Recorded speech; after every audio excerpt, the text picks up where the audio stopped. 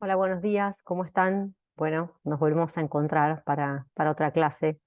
La idea de hoy es tocar la unidad 4, que es análisis de la competencia. Así que, bueno, ahora pasamos a ver la presentación y después, como siempre, seguramente les deje material adicional subido a la clase. Les voy a compartir pantalla. Tengo varias cosas abiertas, me di cuenta. Bueno, acá estamos.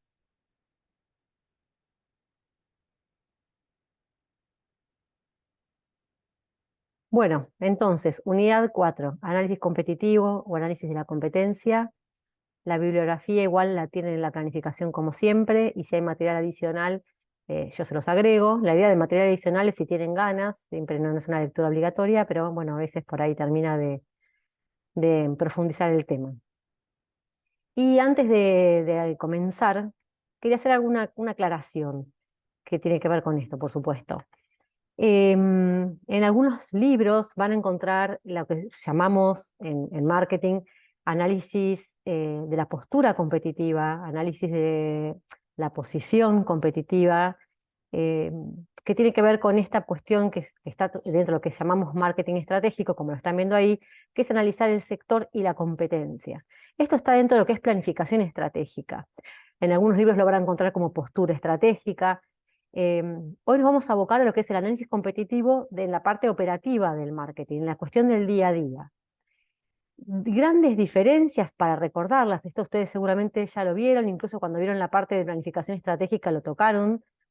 Cuando hablamos de análisis de la posición competitiva, lo que plantean los distintos modelos, que estos son algunos, el BCG, lo deben conocer, la Boston Consulting Group, esa matriz que tiene las unidades perro, vacas lechera, estrella, incógnita, Maport, FODA, también un modelo muy conocido, seguramente todos ustedes ya lo han escuchado nombrar, de estos algunos les puedo dejar material en la clase. Son modelos de análisis de diagnóstico, modelos de análisis de cartera. Volvamos acá, ven que después de analizar estratégicamente los segmentos o las potencialidades y hacer este análisis de posición competitiva, hacemos un diagnóstico integral. En ese diagnóstico integral, este eje de análisis competitivo y postura competitiva o posición competitiva, por un lado implica analizar el sector en el que me encuentro ya trabajando o al que intento abordar. Esto implica definir las variables críticas que definen ese sector y cuáles son buenas o malas, cuáles son oportunidades o amenazas. Y después nuestro perfil competitivo, es decir, bueno, cuán bien cumplimos con otras variables que hacen al desempeño de las empresas en ese sector. Por supuesto, siempre teniendo en cuenta la posición, la referencia de la competencia en ese negocio. Estos modelos son los que nos ayudan a hacer este análisis. Si tengo una sola unidad de negocio, será lo que llamamos postura estratégica, o sea, bueno, cómo es la posición de mi negocio de mi empresa, perdón, en este negocio. Si tengo varias unidades, bueno, ¿cómo se encuentra cada unidad en ese portafolio de negocios? ¿Sí? Que usted seguramente también es un concepto ya conocido. Entonces, hecho ese análisis, y si tengo un portafolio para analizar, bueno, ¿qué pasa con cada unidad de negocio? ¿Cuál es la que necesito que crezca? ¿Cuál debería desinvertir? ¿En cuál debería invertir? ¿Qué unidad es la que genera recursos para invertir en otras? Entonces, a eso nos referimos con esta cuestión de diagnóstico integral. El diagnóstico de la cartera, ¿sí? O sea, cómo está compuesto ese portafolio y esto, dónde invertir, dónde desinvertir, dónde mantener en función de esas unidades. Y si tengo un negocio solo, bueno, entonces, ¿cuál es la posición de ese negocio competitivamente hablando? Luego de definir estas cuestiones, sí también pasamos a estas definiciones de lo que la literatura, casi toda la bibliografía llama estrategias competitivas básicas, las de Porter, que implica definir si voy a ir a todo un mercado masivo, pero liderando en costos, es decir, tratando de tener los costos más baratos para competir por precio, o si me voy a dirigir a un mercado masivamente, pero apostando a la diferenciación, o si voy a ir a lo que se llama la especialización o segmentos, que implica ir algunos segmentos o más apuntando a nicho, algún segmento en particular. Esto seguimos en ese mismo marco, analizando esa cartera, cuáles son las estrategias básicas de cada unidad o de la única unidad que tenga, ¿sí? De negocio. Y después sí, de vuelta, en función de todo esto, elegir las estrategias competitivas. Todo tiene nombres parecidos, pero estas se refieren a si ser líder, retador, seguidor o especialista. Creo que estas también puede ser que las hayan escuchado nombrar. Si no, recordamos rápidamente una estrategia de líder de mercado, competitivamente hablando. El líder es el que tiene más participación de mercado. Es el pionero en general en liderar cambios tecnológicos, innovaciones en productos, en servicios, es como la referencia del sector. Es el que más vende y por lo tanto intenta siempre mantener esa posición, defendiéndose de competidores y creando siempre nueva demanda. Si yo adopto una estrategia de retador, porque no soy el número uno, el retador es alguien que no tiene la mayoría de mercado, pero sí pretende tenerla, con lo cual realmente estoy intentando copar mercado de ese número uno. Y acá también tengo alternativas, o atacarlo, lo que se llama el ataque frontal al competidor, es decirle, darle los puntos donde él es más fuerte, ¿sí? Ir por, o sea, Pepsi, Coca-Cola, Pepsi todo el tiempo a Coca-Cola le compite por sabor, que es, digamos, la fortaleza de la famosa fórmula secreta de Coca-Cola, eso es ir frontal. Otra estrategia del retador a veces es ir lo que se llama ataque lateral. Bueno, mostrar otros beneficios de mi empresa, distintos al del líder, pero en definitiva el objetivo es el mismo, es copar ese lugar del líder, ganarle mercado. Otra alternativa es una estrategia de seguidor, donde no pretendo ser el número uno de ese mercado, simplemente mantener el market share, la participación que tengo y que eso no decaiga.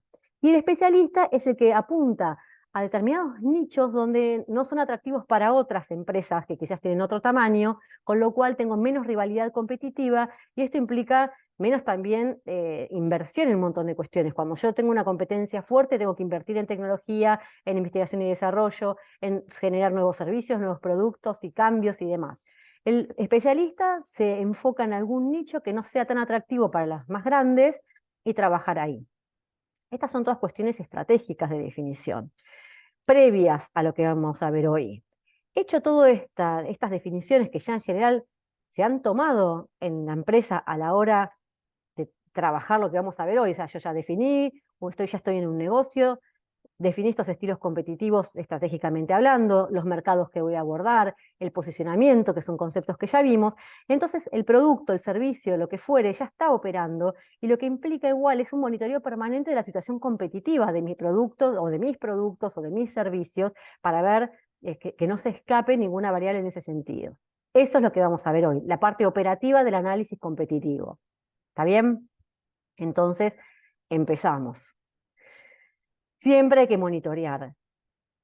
¿Qué miramos en el análisis competitivo? O sea, más que primero, ¿qué objetivos perseguimos? Identificar a los principales competidores para empezar. Siempre, o no siempre, pero en general, bueno, la competencia es variada, hay de todo. Ahora vamos a recordar que no solamente estamos hablando de competencia directa, sino que también tenemos competidores indirectos y potenciales que hay que monitorear. Por lo tanto, identificar los más peligrosos, por lo menos tenerlos en la mira siempre quiénes son, no es un tema menor. Muchas pymes en general nunca se ponen a pensar, tienen identificado dos o tres, pero hay veces que dejan de lado competencia que es importante por quizás ser indirecta y no monitorean lo que hacen. En general, por ahí ni monitorean el trabajo de los principales competidores. Evaluar el desempeño de estos competidores para compararlos con el mío y así lograr identificar ventajas o desventajas competitivas, que en definitiva son lo que me importa a la hora de pensar en captar y fidelizar un mercado. ¿Sí? Tengo que poder diferenciarme, como vimos ya en clases anteriores.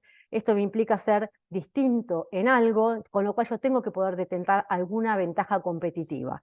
Bueno, para esto hacemos este análisis y para revertir, si tuviéramos, desventajas también en relación a la competencia, que me hacen menos atractivo ante ellos.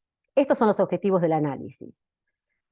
Entonces, recordar que cuando digo tengo que monitorear el trabajo de la competencia, no nos referimos solamente a la competencia directa, ¿sí? Que son los que hacen lo mismo que hago yo, que venden lo mismo que vendo yo, sino que tengo que tener en cuenta los que son productos sustitutos, que a veces son muy fuertes e incluso tienen hasta el mismo peso que un competidor directo, ¿sí? En cuanto a cuánto mercado captan o me sacan.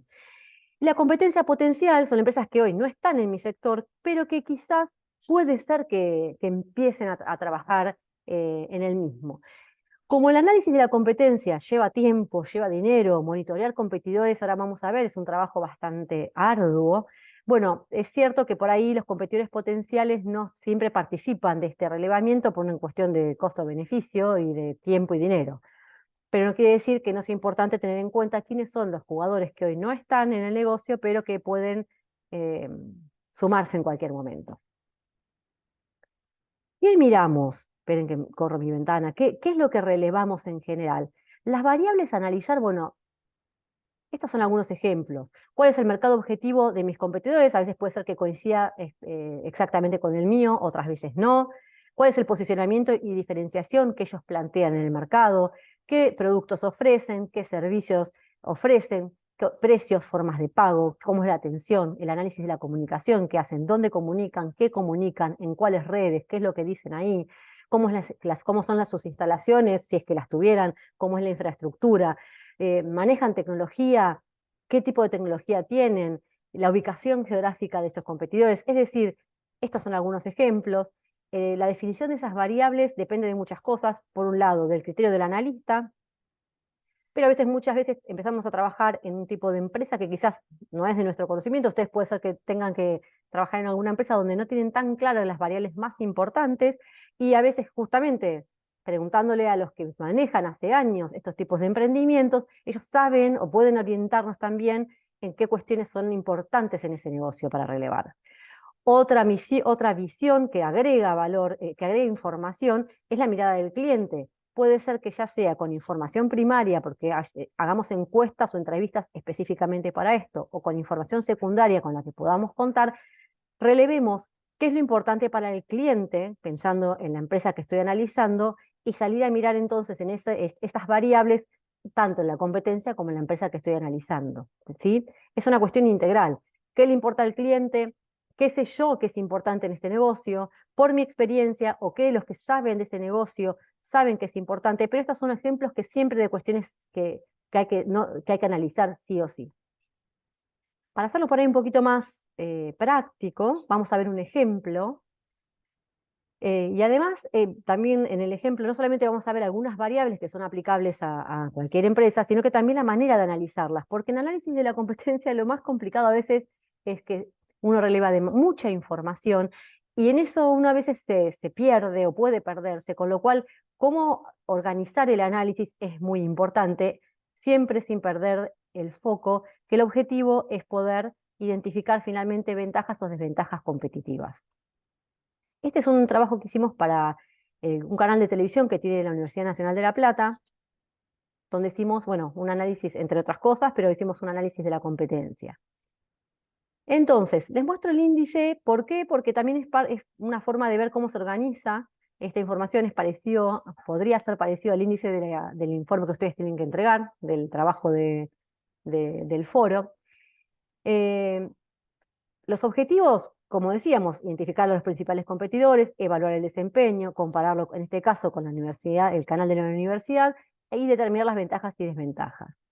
La metodología que usamos, entrevistas, encuestas, observación, desk research, o sea, sentarse en el escritorio y empezar a bucear en internet y buscar información de todo tipo. Por eso empezamos, una de las primeras cosas donde yo puse también el foco en la actividad fue la metodología de relevamiento de datos, porque lo usamos para todo. Siempre necesitamos datos de mercado, ya sea del cliente, de un proveedor, de la competencia, con lo cual manejar ese tipo de herramientas realmente nos abre un mundo para poder analizar información. ¿Cuáles fueron las variables que se analizaron en este caso? Se analizó el producto, la marca, la comunicación y la audiencia que miraban los distintos canales. De vuelta, estas variables dependen, como dije, de estas cuestiones, básicamente del criterio del analista que puede sumar o formar ese criterio con las cuestiones que nombré hace un momento. Ahora bien, de cada una de estas variables desglosamos adentro otras cuestiones, no es que solamente porque el producto es muy amplio. Ahora lo vamos a ver. Perdón. ¿Qué seguía? Presentación de los competidores. Bueno, ¿qué competidores vamos a mirar? Hay un montón de competencia, en general no analizamos a todos los competidores porque no se puede, una cuestión de tiempo y dinero. Entonces tenemos que definir a los más importantes. En este caso, bueno, estos fueron algunos de los canales que se relevaron. Muchos son de la Ciudad de La Plata por una cuestión de localía, pero después también hubo competencia indirecta, que no es lo mismo, como Luzu, como Filo, que nos pareció importante porque eran sustitutos en algunas cuestiones que tenían mucho peso. Evaluación por variable. Como les decía, producto. Habíamos dicho que una de las variables era producto. Dentro de producto analizamos todas estas cuestiones: variedad de contenido, calidad visual, calidad de redacción, sonido, estética, publicación de contenido, transmisión al aire, prácticas distintivas, por nombrarles algunas, ¿está bien? Entonces, cada variable se puede desglosar en varias otras que hacen a la profundidad del análisis. Y después también definimos qué es los que no, como criterios de evaluación de esas variables. En este caso, contenido, nos referíamos a que haya distintos géneros, como de distintas secciones, que haya distintas temáticas, ¿sí? Deportes, entretenimiento, actualidad y demás, y definimos categorías: amplio, estándar o acotado. Amplio eran 4 temáticas en un día, estándar era entre 3 o 4, y acotado era en un día abarcaban menos de 3 temáticas. Esto es se definió en función de puntualmente esta empresa que estábamos analizando. Ustedes, para las variables que pueden tocarles analizar en una empresa, deberán definir en función de lo que estén mirando, bueno, cuáles son las variables que aportan esto o no. Por ejemplo, uno de los grupos que están llevando adelante la actividad del foro, hablaban de un ebook que estaban pensando lanzar en una empresa con la que ellos están trabajando, con información para la toma de decisiones a la hora de elegir un destino. Bueno, evaluar el contenido, por ejemplo, de esa herramienta, esto podría calzar perfecto. Bueno, ¿cuál es el contenido que eso debería tener? O cómo es, si es amplio, estándar o acotado. O podrían definir la cuestión que les interese a ustedes en función del análisis que están haciendo. Después de analizarlo, termina siendo como un resumen. En este ejemplo, producto, contenido, terminábamos poniendo qué marcas son amplias, cuáles son estándares y cuáles son acotadas, como para ir organizando esta información. Si no, me empiezo a mezclar y no sé, pierdo un poco el hilo del análisis. Entonces, como vemos, la mayoría tenían un contenido amplio, una sola marca presentaba un contenido estándar y una acotado. Otra de las variables que analizamos fue calidad visual. Bueno, de vuelta, explicamos la alta calidad visual: el contenido se ve nítido en pantalla, de computadora, televisor o celular. Ese fue nuestro criterio para analizar. La calidad visual baja, bueno, es todo lo contrario. Es importante cuando uno dice que es alto, bajo, medio, o alto, bajo, medio, 1, 2, 3, 4, 5, a veces, bueno, ¿qué estamos evaluando en esas categorías? Para que quede claro a la hora del análisis, ¿sí? Y más cuando queremos sacar después conclusiones. De vuelta, mostrábamos cuáles eran las marcas que estaban en una calidad alta visual y cuáles eran las que estaban en una calidad baja. Después pasábamos a marca. Esto, por ejemplo, podrían ser variables que analizáramos en cualquier marca de cualquier empresa, emprendimiento u organización. Analizamos la aceptación, analizamos los valores, analizamos la identidad visual, la gama de colores que trabajaba cada uno y la coherencia estética del trabajo de la marca.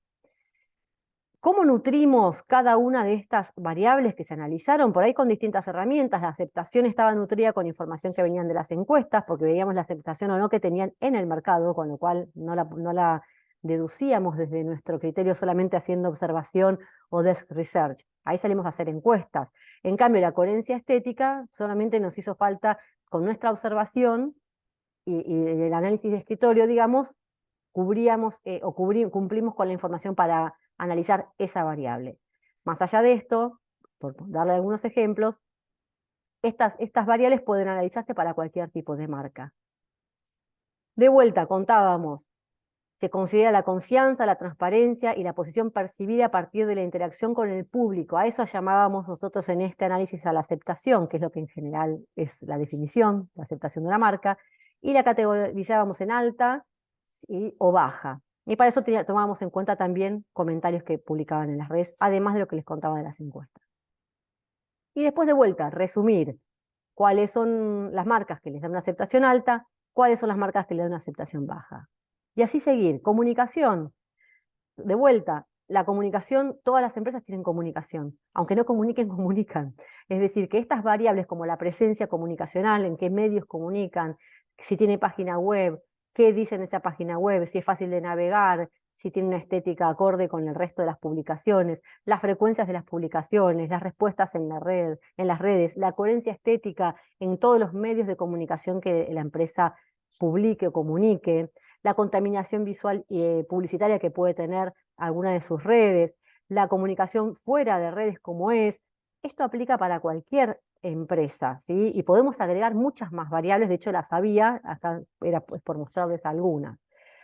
Entonces, una vez que termino de analizar cada una de estas variables, dijimos en producto, con todo lo que eso llevaba, marca, comunicación y demás, la idea es hacer una conclusión de cada una. Y nos puede quedar un cuadro como este, donde estoy viendo, habíamos dicho en producto que íbamos a analizar la variedad de contenido, la calidad visual, la calidad de redacción, el sonido, la estética, mostrar las distintas marcas. Yo no sé si ustedes lo ven entero o si les tapa, no, lo ven entero. Mostrar las distintas marcas y después cómo fue su valoración, ¿sí? ¿Por qué? Porque después, cuando yo hago el resumen de cuál fue la mejor marca o las mejores marcas, como en este caso, en relación a producto, puedo volver hacia atrás en el análisis y decir, bueno, a ver, estas marcas son buenas porque, bueno, porque todo esto lo tienen en verde, como lo estoy viendo acá. Ahora yo, ¿por qué no fui una de las primeras? Puedo venir a mi categoría, o sea, a mi columna, y decir, bueno, ¿qué es lo que lo está dando mal? La publicación de contenido acá no se pudo analizar y la innovación, no estoy siendo bueno en innovación en cuanto a contenido. Hay otras que están peor que yo y las puedo ver en qué. Entonces me permite hacer un análisis desglosado de qué es lo que me lleva a la posición en la que estoy. Esa es la idea. Y resumir, bueno, cuáles son las mejores en este eje. Y esto por cada una de las variables que analicé. En marca dijimos que habíamos mirado aceptación, identidad visual, valores y coherencia, y de vuelta, mostrar el resumen de esta situación. Y después presentar cuál es la marca o las marcas que están en mejor posición. En este caso eran estas. Volviendo para atrás, yo puedo decir, bueno, si yo soy el canal de la Universidad Nacional de La Plata, ¿qué es lo que está haciendo que mi marca no haya quedado en primer lugar? Bueno, la coherencia estética, por ejemplo, como lo ven acá. Claramente tendría que trabajar este concepto para mejorar esa variable dentro de las que estaba mirando. ¿Está bien? Esta es una forma de mostrar este análisis. Hay otras, ¿sí? Hay una que se llama mostrar las cuestiones en semáforo, que además de poner solamente estos verdes para lo que está bien y los rojos para lo que está mal, sumar el amarillo como un intermedio, o sea, algunos usan escala de Likert, en vez de solamente bueno o malo hacer una escala de 5, bueno, complica un poco más el análisis, pero en definitiva lo que buscan es profundidad. Esta es una manera simple para analizar y la verdad bastante práctica. Entonces, recordemos, los objetivos cuáles eran: poder tener claro quiénes son mis competidores principales, evaluarlos como mostré recién que podíamos hacer, compararlo con nosotros, de hecho estábamos puestos ahí, como venían acá, o sea, acá estamos comparando, estamos analizando la competencia y comparándola con nosotros mismos, ¿sí? ¿Para qué? Para poder identificar ventajas y desventajas competitivas, ¿está? Recordemos algunos conceptos. Una habilidad distintiva es algo que una empresa hace bien. Es una capacidad diferencial o de un recurso del que dispone o del manejo de un recurso que la hace distinta, la hace mejor, puertas adentro. ¿Sí? Yo puedo tener una muy buena gestión de compras y conseguir costos más baratos porque compro mejor que los demás. Puedo ser muy eficiente en lo operativo y organizar el trabajo de una manera excelente. Puedo tener ser muy bueno en la motivación del personal. Puedo ser una empresa que es muy buena en la creatividad y la generación de desarrollo de nuevos productos. Estas son habilidades distintivas, son cosas que la empresa puede llegar a hacer bien. Esto se convierte en una ventaja competitiva cuando el mercado lo percibe como algo valioso. Entonces, si esa ventaja, esa capacidad que tengo de organización operacional me permite ser más rápido en la atención o más rápido en responder el presupuesto para un paquete determinado que alguien nos pide, bueno, ahí será una ventaja competitiva si el mercado percibe esa velocidad que deviene de esa habilidad en que yo soy organizado operacionalmente, por ejemplo, ¿sí? Si yo tengo una capacidad de gestión de lobby o por volumen de compras, de tener costos más baratos, bueno, quizás eso sea una ventaja competitiva si mis precios son más competitivos y el mercado lo percibe de esta manera. A lo que vamos es, la ventaja es ventaja competitiva cuando el mercado la percibe de esa manera y que es de mejor en relación a la competencia, ¿sí? Yo puedo tener habilidades distintivas que sean realmente habilidades, pero si el mercado no las percibe, no logro que se transformen en una ventaja. Bien, entonces la idea es buscar estas ventajas que sean únicas, que tengan valor para el cliente con este siempre objetivo de generar valor, diferenciación y por ende lograr fidelizar al mercado que estoy pretendiendo captar o mantener, si ya lo tengo. Un modelo que, como digo yo, mata dos pájaros de un tiro, ¿por qué? Porque es un modelo que incluye la percepción de la demanda y el análisis de la competencia. En general, me atrevería a decir en el 90% de los casos donde yo llegué a trabajar una pyme, y pymes, muchas de ellas exitosas, exitosas por años, no habían hecho nunca un análisis formal de sus consumidores, de sus clientes y tampoco de la competencia. Es decir, tenían información porque trabajan allí, porque por ahí tenían un libro de quejas, porque por ahí comentarios que recibían los vendedores, porque tenían esa información, pero siempre de una manera informal. No habían formalizado nunca realmente preguntarle a su clientela qué espera o cómo evalúa a nuestra empresa o a esa empresa en particular, y tampoco a la competencia, cosa que es clave y crucial en un mercado tan competitivo como el que manejamos hoy. Entonces, este modelo permite como amalgamar estas dos cuestiones. Es el análisis simbólico de la demanda. Hay un modelo que se llama URO-UP, quizás ya lo leyeron en la bibliografía. URO significa unidad de representación óptima. Significa relevar a través de las encuestas, entrevistas, como ya vimos, cuál es el óptimo de una persona en función de un producto en particular. ¿Cuál es el ideal de un hotel? ¿Qué es todo lo que incluiría el ideal de un hotel? ¿O cuál es el ideal de una agencia de viajes? ¿Cuál es el ideal de una zapatilla? ¿Cuál es el ideal de una empresa de transporte? ¿Sí? ¿Qué cosas para nuestro cliente objetivo son fundamentales, no solamente fundamentales, sino hacen a ese producto de forma ideal?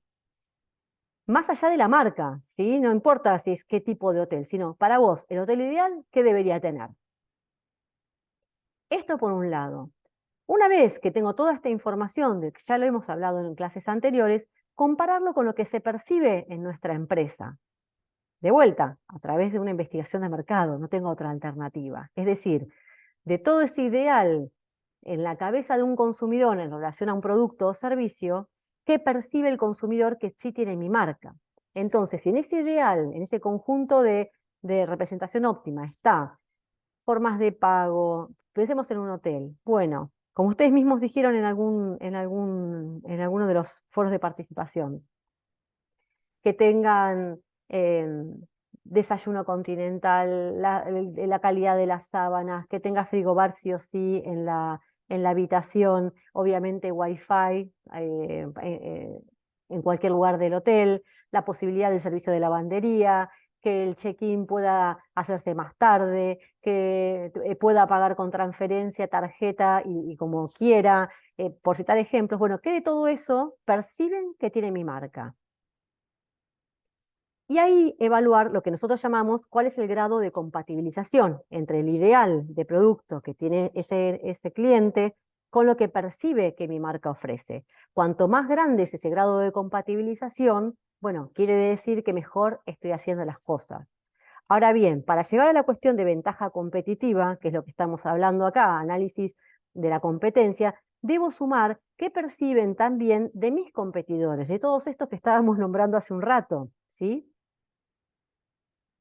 Ahora volvemos a esto. Y ahí es donde incluyo lo que acá puse atributos de percibidos de la marca B. Bueno, ¿cuál es ese ideal de atributos de un producto o servicio? ¿Qué perciben en mi marca? Y también qué perciben de la competencia. El grado de dominancia de mi marca menos el grado de dominancia de la marca de la competencia muestra quién está mejor o peor. Si yo compatibilizo más que mi competencia, significa que estoy mejor que la misma. Y esto hacerlo con cada uno de los competidores. Volviendo para atrás, todos los atributos que quedan, como ven acá, en el conjunto de ideal que no están siendo percibidos en mi marca, son expectativas que yo no estoy satisfaciendo. Son expectativas insatisfechas de esos consumidores. Por otro lado, si hay atributos que son percibidos en mi marca, pero que no están dentro de ese ideal, puede ser que no tienen valor para el cliente o no entiende qué valor aportan, con lo cual no tienen valor lo mismo para ellos. ¿Está bien? Entonces, puede pasar que yo sea lo que nosotros llamamos un líder precario. Soy mejor que los demás, pero porque los demás tampoco son muy buenos. Esto fíjense en el cuadrante, yo estoy diciendo, tengo un grado alto de dominancia, o sea, domino más que mis competidores, es decir, satisfago más atributos ideales que los demás, pero no son muchos, porque los demás tampoco son buenos, las demás empresas. Esto implica que tengo que seguir trabajando en aumentar ese grado de compatibilización si quiero en el tiempo seguir siendo líder. Si no, corro el riesgo de que venga otro, lo haga antes que yo y me quite mercado. También puedo estar en esta posición, la de fuerte seguidor, donde tengo un alto grado de compatibilización, ¿sí? Es decir, cubro muchas de las expectativas que tienen esos consumidores en cuanto a producto ideal, pero no tengo una alta dominancia, es decir, mi competencia sigue teniendo cosas más atributos diferenciales que yo. Por supuesto, lo ideal sería tener un alto grado de compatibilización y de dominancia y ser un líder absoluto. Y si estoy en una situación donde todo es bajo, bueno, por supuesto que tengo que revertir la situación lo más rápido posible. Ahora, cuando yo caigo en este análisis y veo cuánto compatibilizo o no en relación a las expectativas de un mercado y cuánto o no tengo en relación a esa competencia, bueno, para ver dónde puedo trabajar para generar más valor, para diferenciarme, para tener una ventaja en relación a mi competidor, tengo que volver para atrás en el análisis que estábamos mostrando anteriormente, donde tengo esa cantidad de variables descritas en profundidad. Analizando allí, puedo encontrar dónde trabajar que me permita hacer algo distinto que mi competencia. ¿Por qué? Otra matriz más. Tengamos en cuenta que nosotros podemos tener ventajas competitivas. ¿Y acá qué es? A veces las ventajas implican que yo hago lo mismo que mi competencia, pero me perciben mejor. Es decir, volviendo al ejemplo de hotel, yo tengo el desayuno americano, mi competencia también, pero el mío es mejor o es percibido como mejor. Eso es una ventaja competitiva. Los dos lo ofrecemos, el mío es percibido como mejor. Ahora, si yo pretendo trabajar exclusividades, es decir, cosas que ni siquiera tengan los demás, bueno, entonces tendré que ver qué ofrece mi competencia para ver si puedo hacer algo que nadie ofrezca, que genere valor, es decir, que esté en ese universo de ideal, o quizás, bueno, innovar y presentar algún servicio diferente que ni siquiera se le haya ocurrido al consumidor, pero que aporte valor y sea exclusivo, es decir, que ninguno de los otros competidores ofrezca ese servicio, ese producto, ¿sí? Ese atributo y me dé un valor distinto. Paridades es cuando tenemos atributos que todos los ofrecemos y los ofrecemos con la misma calidad, es decir, no nos ven ni mejor ni peor que la competencia. Y desventajas, bueno, claramente, cuando hay cosas que hago peor que el resto, que es lo que podemos ver en este modelo. Si yo compatibilizo menos que mi competencia, estoy en desventaja. Y la idea es volver hacia atrás en el análisis para ver en qué cuestiones estoy compatibilizando menos.